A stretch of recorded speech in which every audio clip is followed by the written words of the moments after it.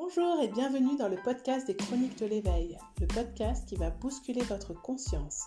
Je suis Julie Michaud, coach et thérapeute, et surtout une femme passionnée par les relations humaines et le décryptage de ce qui se joue dans notre vie. Dans ces épisodes, je vous partage et je vous transmets des conseils, des outils et les personnes inspirantes qui m'ont accompagnée et qui m'accompagnent toujours dans mon cheminement personnel et spirituel. Bonne écoute! Bonjour à toutes et à tous, bienvenue dans ce nouvel épisode du podcast des Chroniques de l'éveil. Je vous ai parlé de nombreuses fois dans ces épisodes, notamment le 10 et le 11, dans ces épisodes de podcast, mais aussi dans mes posts sur les réseaux sociaux. Je vous parle régulièrement je vous recommande d'arrêter d'être dans cette quête de montrer que vous êtes quelqu'un de bien, de vouloir être une meilleure personne, de vouloir toujours mieux faire, être mieux, parce que c'est quelque chose qui vous bouffe toute votre énergie, qui vous dévalorise, qui coupe le lien avec vous-même et donc avec les autres. Et aujourd'hui, j'avais envie de vous parler à l'inverse de la posture que vous adoptez quand vous êtes entouré de personnes au sein de votre couple, dans votre famille, ou vos amis, ou au travail, d'une personne qui, elle, a cette attitude vis-à-vis de vous. C'est-à-dire qu'elle va vouloir anticiper vos besoins, elle va être là à vous dire « mais je ne comprends pas pourquoi tu n'as pas ce résultat-là ». Donc je ne sais pas, moi ça peut être au niveau du couple, de la vie, de votre relation à l'argent, donc de vos résultats financiers, de vos résultats professionnels. Pourquoi est-ce que toi qui es si exceptionnel, toi qui es si intelligent, toi qui connais tout ça, pourquoi tu n'as pas ce résultat-là ? Vous savez un peu je ne comprends pas qu'une femme aussi belle, exceptionnelle que vous soit célibataire. Ou je ne comprends pas qu'avec tout le travail que tu fais, tu n'es pas de clients, tu n'es pas de chiffre d'affaires. Et qu'est-ce que ça vient provoquer en nous quand on nous dit ça ? Eh bien, c'est comme une double claque. C'est cette personne bienveillante qui est dans une quête de « mais qu'est-ce que je dois faire pour t'aider ?» Parce qu'elle est dans sa blessure de « je dois prouver que je suis quelqu'un de bien, que l'on doit m'aimer, que l'on doit me reconnaître ». Donc, ça peut être plein de blessures différentes, mais elle fait du people pleasing, donc le faire plaisir pour montrer qu'on existe, pour vivre les émotions qu'on n'ose pas vivre nous-mêmes à travers les autres. Donc quand on est dans cette démarche de sauveur, de faire plaisir, d'être bon élève, de faire la place des autres, de tout anticiper, tout organiser, eh bien on est coupé de soi, de ses propres besoins. Mais quand on a une personne qui se comporte comme ça vis-à-vis de nous, alors en plus quand nous on a tendance à être comme ça, ou qu'on sort de ce schéma-là, c'est encore plus violent parce qu'on voit tout ce qui se joue. Nos systèmes nerveux sont connectés et donc inconsciemment on comprend tout de suite ce qui est en train de se jouer et on ressent que l'intention elle n'est pas pure en fait. Alors attention, quand je vous dis ça, c'est purement inconscient puisque l'autre personne elle est en mode survie, elle est dans son insécurité, donc elle ne fait pas ça pour vous faire du mal. Elle fait ça pour elle se protéger ou pour exister à vos yeux ou parce qu'elle vous aime tellement qu'elle veut vous protéger. Parce qu'elle a grandi en pensant que c'était les autres d'abord et que les autres devaient être sa priorité, que ses enfants étaient sa priorité ou l'homme ou la femme qu'elle aime est sa priorité. Mais pour vous, c'est hyper violent parce que ça vient vous rappeler à quel point vous n'êtes pas assez. Vous êtes inutile. Vous auriez dû faire mieux.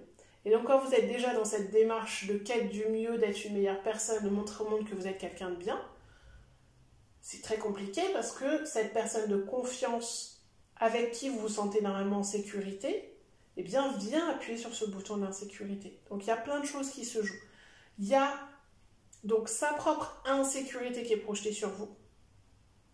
Mais il y a aussi le fait, vous savez que moi, je vais toujours vous pousser à aller explorer les expériences autrement. C'est pour ça il me tient tellement à cœur de vous rendre autonome dans votre introspection et donc être capable de vous auto-coacher tout le temps. C'est que quand vous vivez ça, au lieu de vous dire « mais pourquoi elle m'a dit ça, elle doute de moi », ça c'est le comportement de survie, notre réaction sur le moment. Mais ce que je vous invite à faire si vous avez cette sensation de vivre ça avec certaines personnes ou avec une personne, c'est de vous demander pourquoi vous tolérez ce comportement de sauveur ou de sauveuse vis-à-vis de vous. Si vous êtes mise dans cette posture de j'ai besoin d'être sauvé ou protégé, c'est qu'il y a une partie de vous qui a ce besoin-là, qui est en souffrance, mais à qui vous n'apportez pas ce soin, cet amour, cette consolation. Vous êtes plutôt dans le rejet de cette partie-là. Donc cette partie inconsciente, elle va chercher ailleurs ce qu'elle n'est pas capable de se donner. Donc, si vous avez l'impression que les gens ont tendance à vous mettre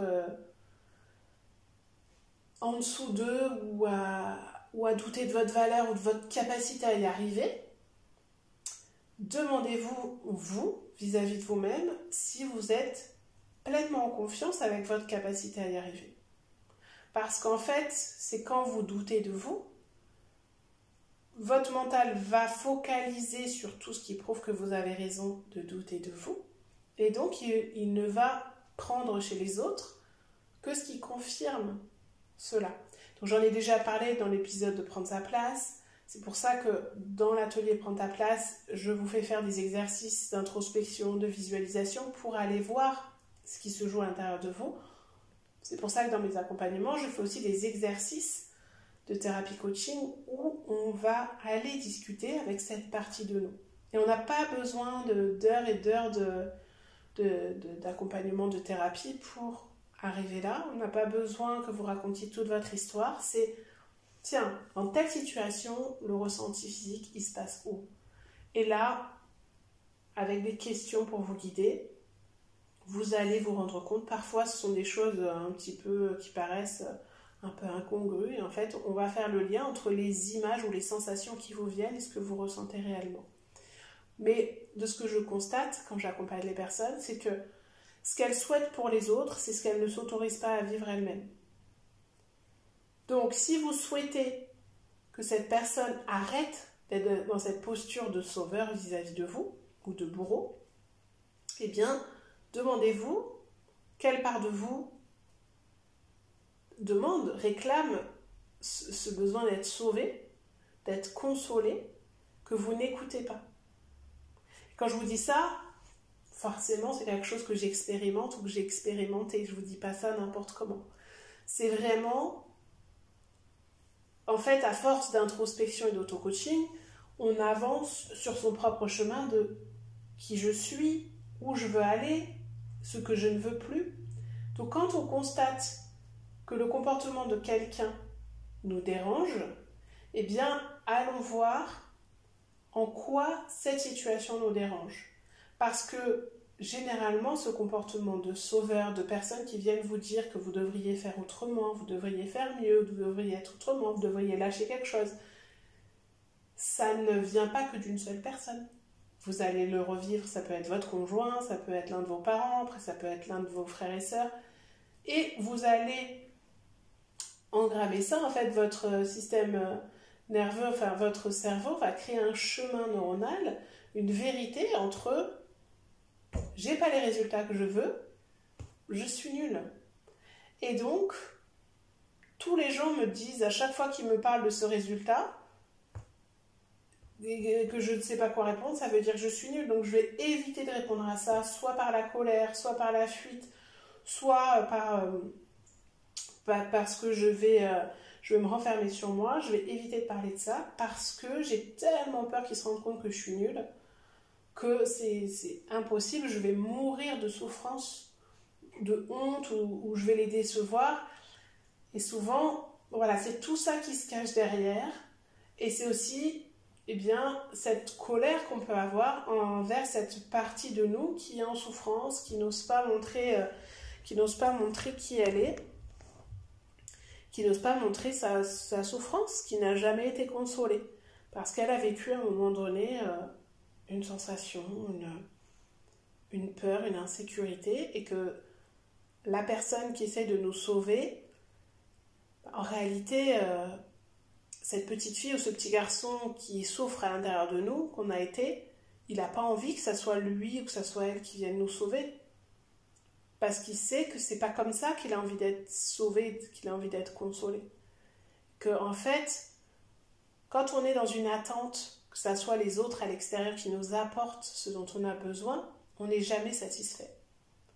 Parce que les autres ne savent pas ce dont on a besoin réellement, sous quelle forme. Donc ça peut éventuellement nous apporter une satisfaction sur le moment, mais sur le long terme, on ne se sentira pas en sécurité. Si nous-mêmes, on ne fait pas cette démarche d'introspection et de revisiter ces sensations, ça c'est avec l'exercice de la pendulation notamment, c'est de ressentir une même situation dans un état où on était en survie, soit en colère, soit en doute, soit en tristesse, et un état et une autre situation que l'on a vécu sans ce sentiment de survie, en étant simplement dans un état de paix. Et à chaque fois que je fais faire l'exercice à quelqu'un, je vous garantis que les deux situations existent.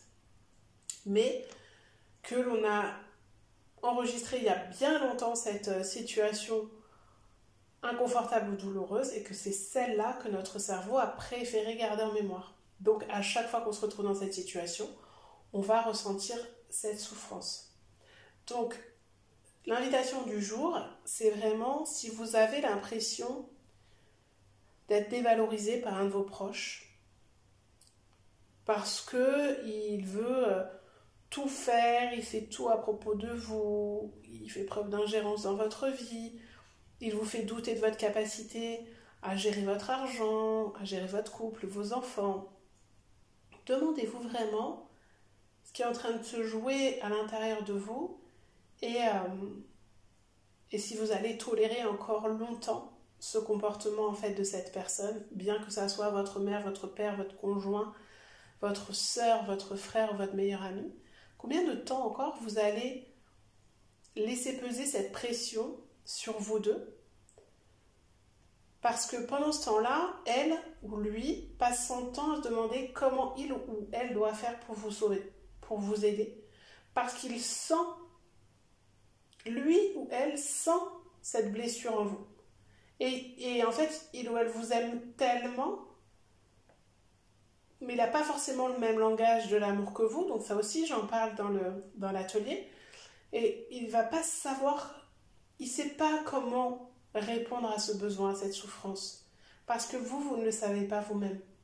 Donc tant que vous n'irez pas explorer ça, vous vivrez dans cette sensation, dans cette relation qui va être brouillée. Ça crée des malentendus, ça crée des conflits. Parce que c'est lourd de sentir qu'il y a quelqu'un qui est tout le temps en train de chercher comment il peut vous sauver, vous aider, alors que vous lui avez rien demandé au final. Ou que ce n'est pas la façon que vous aimeriez qu'il utilise pour vous aider. Donc, je vous invite vraiment, si vous sentez que ça vous parle et que vous êtes prête à aller explorer cette sensation, soit vous le faites de façon autonome avec l'atelier Prends ta place. Vous avez donc différents exercices d'introspection pour faire le point sur cette posture que vous prenez, cette façon dont on vous perçoit, et aussi donc le langage de l'amour, vous mettre à la place de l'autre. Enfin, c'est des choses très accessibles malgré tout, mais qui vont vous permettre de prendre un petit moment pour faire le point sur ce que vous voulez, ce que vous ne voulez pas. Et en parallèle, vous avez des actes de déprogrammation, reprogrammation, notamment des méditations, qui vont vous permettre de dire à votre cerveau, c'est bon là, je rends mon histoire à ma famille, ce n'est pas la mienne, comprendre pourquoi les autres vous jugent et comment vous pouvez faire pour vous détacher de ça, des choses qui sont liées à la confiance, donc vraiment pour vous aider, les supports pour vous aider dans cette démarche de libération, dans cette démarche de détachement de la peur du jugement de l'autre, pour que vous puissiez vous reconnecter à vous-même. Mais si vous ne vous sentez pas à même de pouvoir le faire en autonomie, je vous invite à prendre rendez-vous sur mon site www.juliemichaud.com, ne serait-ce que pour un échange déjà, un échange gratuit, pour pouvoir ensuite prendre une séance d'accompagnement pour qu'on aille explorer ça ensemble.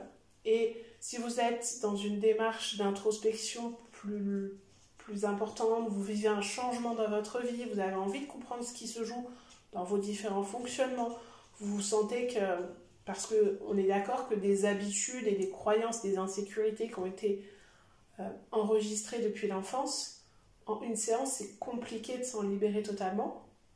Donc, si vous voulez aller plus loin et vivre vraiment une belle transformation en vous sentant soutenu avec de la compassion, de l'écoute et des explications, eh bien je vous invite à prendre l'accompagnement Je suis quelqu'un qui est sur plusieurs mois et c'est une façon d'être là à vos côtés, de vous expliquer ce qui se joue dans votre vie, dans vos réactions et de vous guider. Donc aussi bien de vous libérer avec la partie thérapeutique que de vous accompagner à créer une vie qui a du sens, à vous détacher de ce qui vous empêche d'être vous-même aujourd'hui, d'avoir la vie que vous voulez aujourd'hui. Donc toutes les infos sont sur mon site et je les mettrai en légende de cet épisode.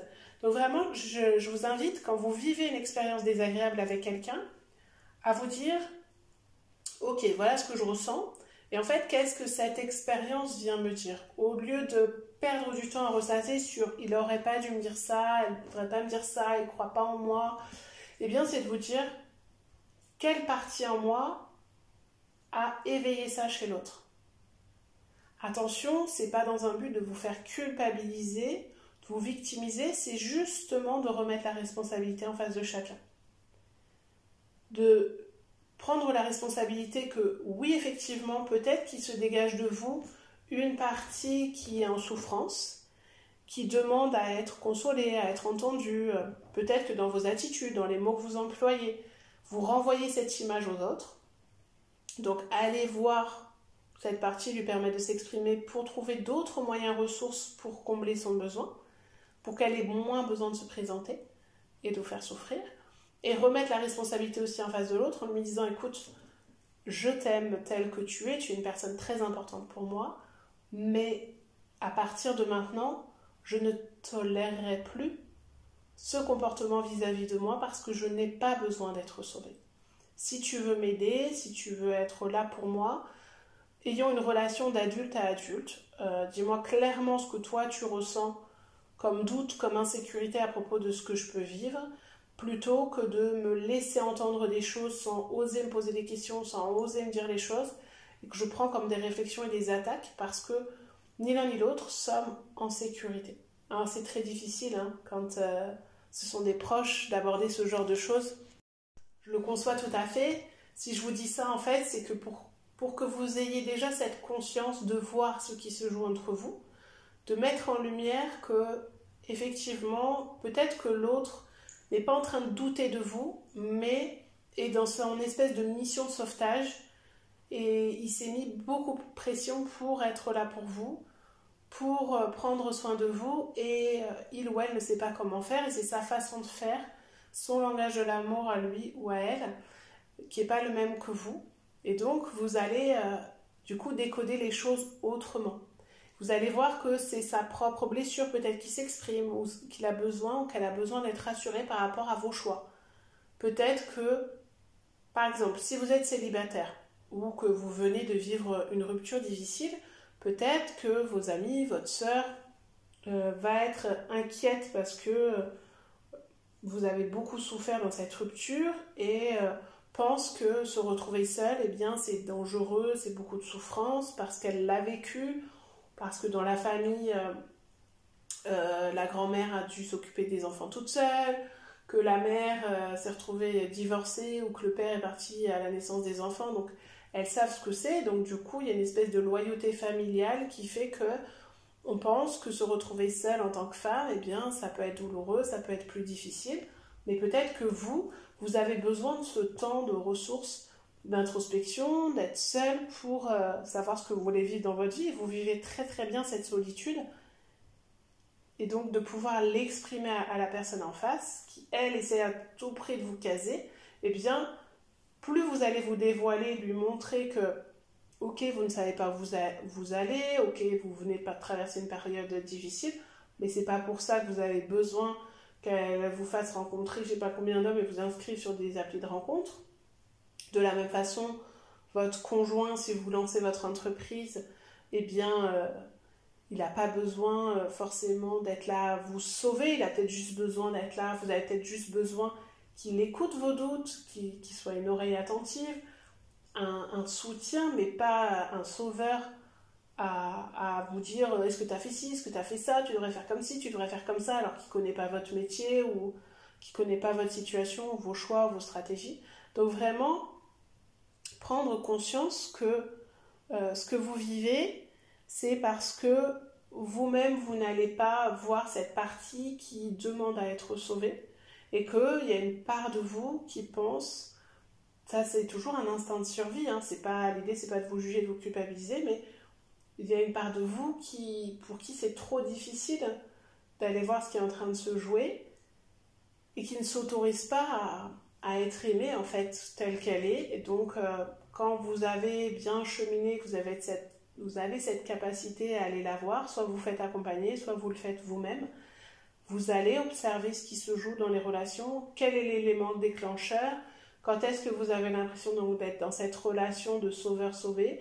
Est-ce que vous avez tendance à être aussi dans cette posture vis-à-vis des autres? Est-ce que vous ne le supportez pas parce que vous êtes en train de vous détacher de ça?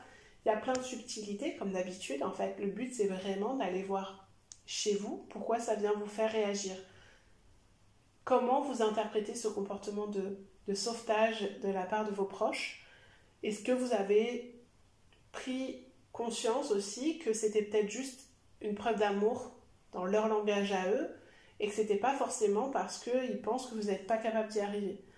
Et donc le fait de prendre conscience de ça va vous permettre de ne pas vous laisser glisser dans une attitude et une posture où vous allez vous laisser dominer par ce sauveur ou cette sauveuse et lui laisser prendre toute la place en vous mettant dans une posture de j'attends, de je laisse faire, de je ne me sens plus capable de prendre des initiatives, d'être autonome, de suivre mes propres choix, parce que cette personne m'a tellement fait douter.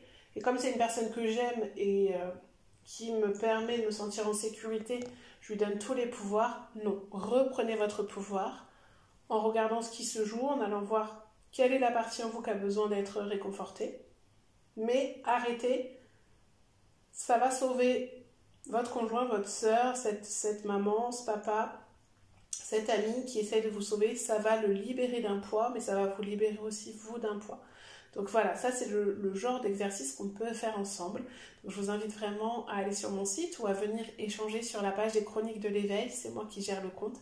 Je serai ravie de répondre à vos questions si vous avez des questions par rapport à ce sujet. Et si vous voulez réserver un accompagnement, donc www.juliemichaud.com. Je vous souhaite une bonne journée ou une bonne nuit en fonction de l'heure à laquelle vous m'écoutez et je vous dis à très bientôt pour un nouvel épisode.